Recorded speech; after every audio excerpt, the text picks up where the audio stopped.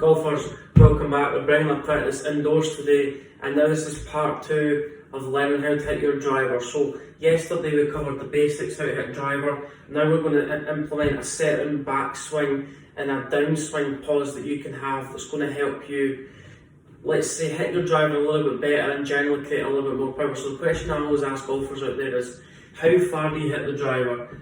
People always allude to that they hit the golf ball further than what they actually do. Picture you hitting a 7-iron. Everyone knows how far they hit the 7-iron, but they don't generally know how far they hit the driver. So first thing, to take ownership of your game, what you need to do is learn how to hit your driver and learn how far you hit your driver. That's 2 kind of tips today and 2 little nuggets that you can take away from, let's say, this video so you can implement within your practice. So what we see a lot of golfers doing is, we see a lot of golfers, they'll get to the top of the backswing and the tendency is to really move hard with their upper body. So distance is always associated with moving everything quickly.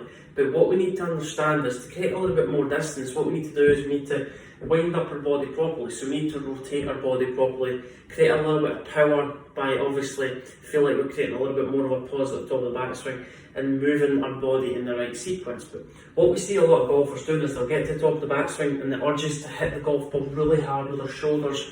The club gets really close to the body, we get the club shaft steep and we get really in trouble. It's the biggest kind of tendency we see within golfers. They get to the top of the backswing, the tendency is to hit the ball hard with their shoulders.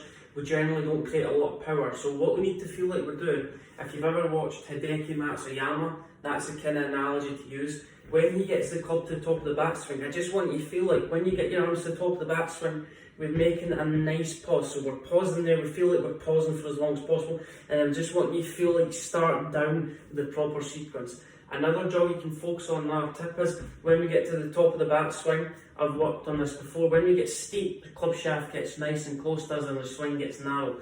When we get to the top of the backswing, we're pausing and the club has to take the longest route possible on the way down. So the club's working up, back and around, but you can simplify that in a way the club's taking the longest route possible on the way down. That's going to get the driver to work on a nice shallow angle. It's going to stop the club getting a tendency of working too close to the body.